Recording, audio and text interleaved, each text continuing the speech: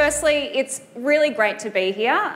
It's fantastic to see such a big turnout. There's absolutely no doubt that there is rapidly growing focus and attention being put to innovation by Australian companies. And for me, as an innovation consultant at Inventium, it is super exciting.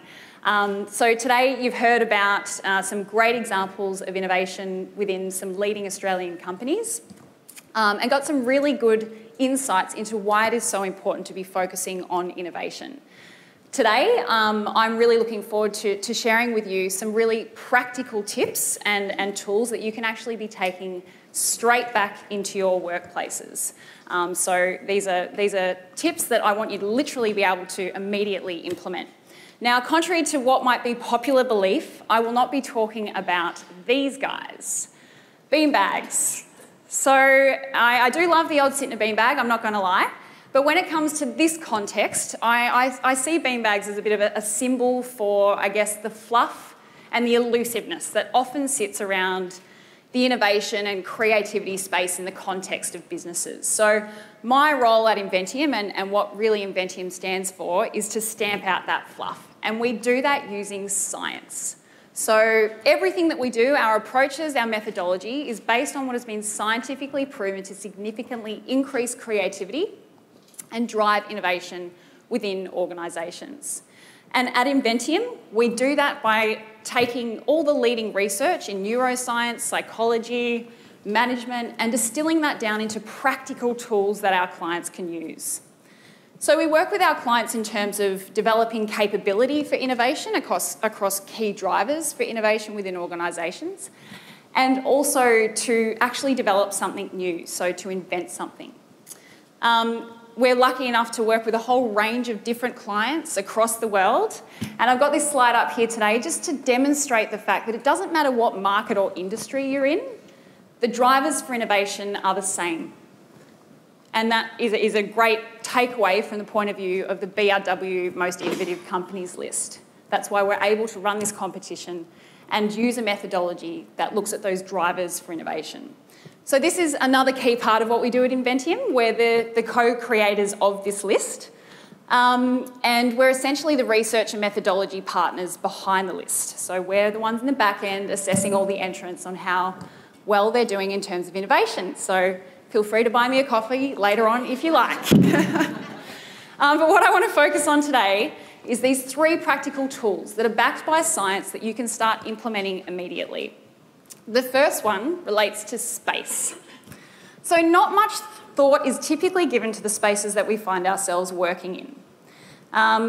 For me, as a consultant going into a whole range of different offices all the time, I see the same things: the white walls, the beige desks, the dark carpet, the grey chairs, right?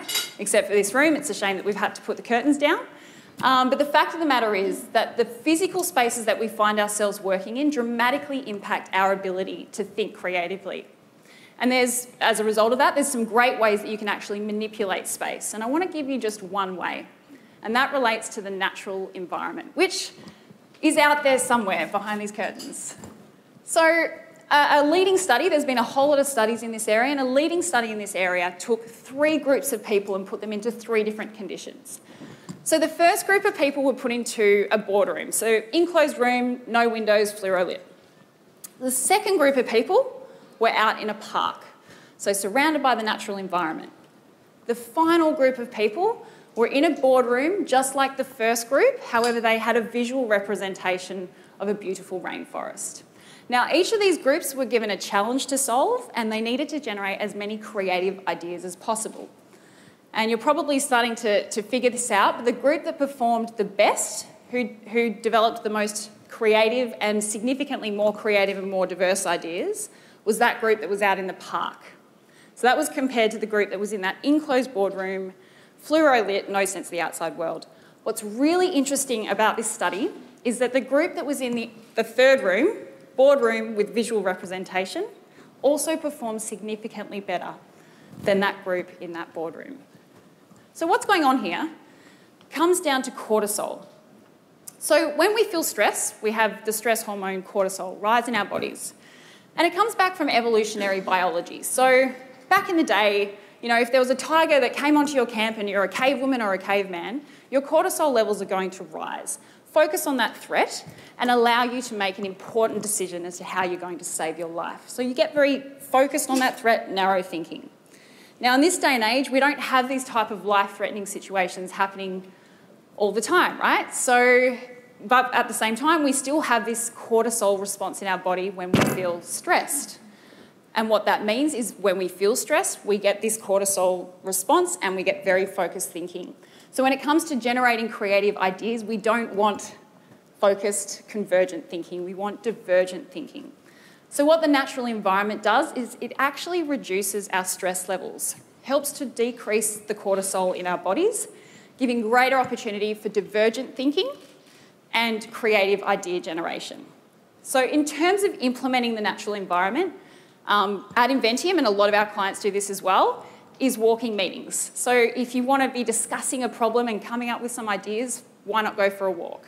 Or make sure that you book a room if you're running a brainstorming session or want to generate some ideas. Book a room that has a lot of natural light, where the sun doesn't come blaring in and you can leave the curtains open.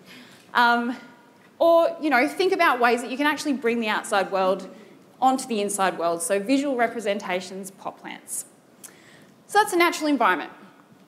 The next tool is about taking the blinkers off.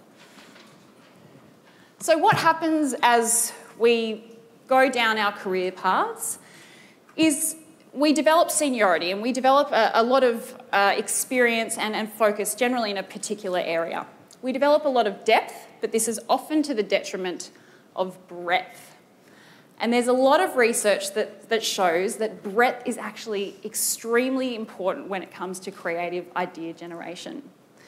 So what I want to give you here is just the advice to go wide. And there's a lot of research in this space, but I want to bring it to life with an actual practical example. Paul slightly stole my thunder earlier with the late Steve Jobs. So some of you might be aware that he didn't actually graduate from university. Reed University, dropped out after 6 months. But he loved the university campus life and he wanted to drop in to classes of his interest. One of them was calligraphy.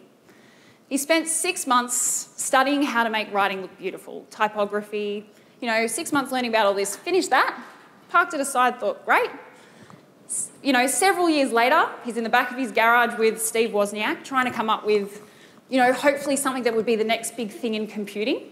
And at that time, all of Steve's past experience with calligraphy came flooding back to him, and that in combination with his experience and knowledge of computing combined to create what was one of the biggest innovations in computing, the fonts.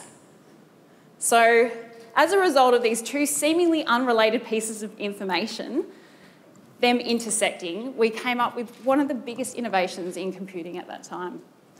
So I encourage you to go wide. We don't all have time to drop into other university courses. So some other ways that you can go wide is to, if you read the newspaper, which I'm assuming and hoping most of you do, think about reading another part of the newspaper. We tend to read the same parts of the newspaper. So the next time you read the newspaper, or maybe once a week, read a different section of the newspaper.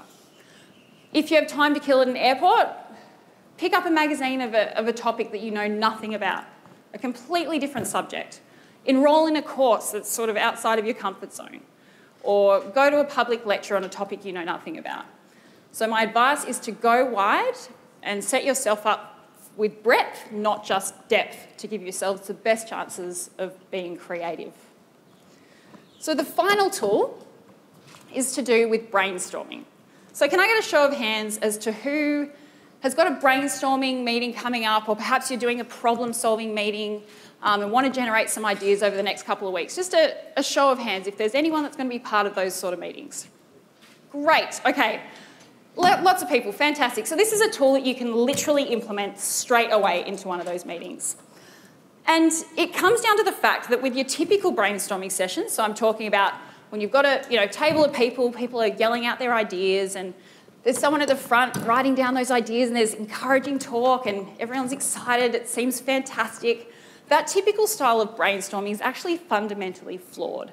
There's two reasons why this is the case. The first one comes down to the fact that to perform really well in a brainstorming session, you need to be highly extroverted. So someone who quickly vocalises what they're thinking, rather than someone who might be a little bit more introverted, who, processes their thoughts and then eventually vocalises. The problem is that only a very small percentage of people in organisations are actually highly extroverted. So in these typical styles of brainstorming sessions, you're only tapping into a small percentage of people, and that's to the detriment of the diversity that you have in a room. The second reason why we say that they're fundamentally flawed comes down to the fact that we're easily influenced by what other people say. So when you're in a brainstorming session, someone says something, you can't help but be influenced by what they say. You can't unhear what's just been said. And what we see is a convergence of thinking around a particular problem, which is clearly the opposite of what you want in a brainstorming session. So the way that you can address this is a tool called shifting. So this tool, I won't go into the actual study, but this tool is essentially reflective of a study that was done out of Harvard University.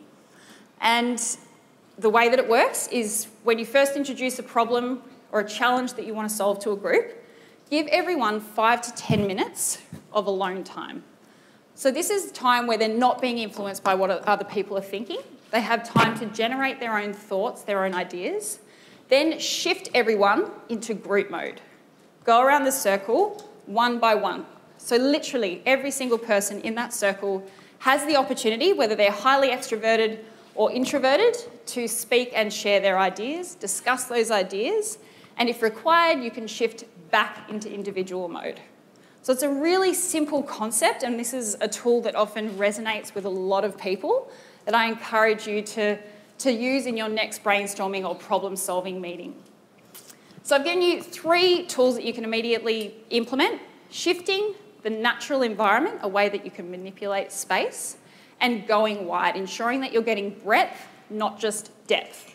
Now, just a few, next steps for you guys besides implementing those tips is, firstly, to learn more tips.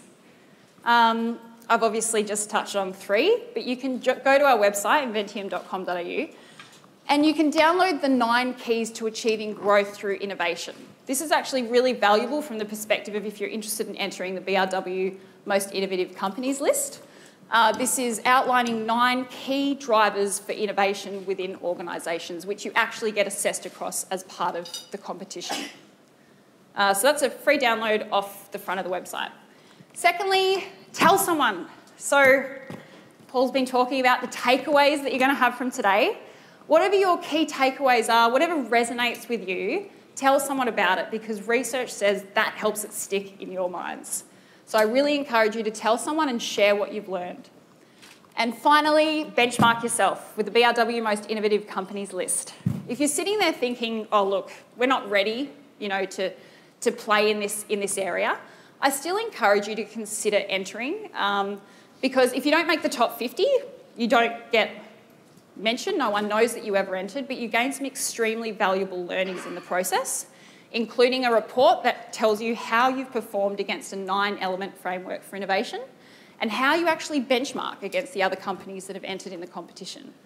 So extremely valuable learning, not only for future entries, but also just from a business perspective. There's advice as to how you can improve across that best practice framework. So I encourage you, there are the sheets on the tables today. Feel free to enter today, and I can actually give you a registration booklet with further information, or alternatively, you can get in contact with me at a later date. If you do have any other questions, please just send me an email. Any questions about creativity, innovation, the science behind it, what you can do to improve your own creativity and that of your team. So thank you very much, and all the best.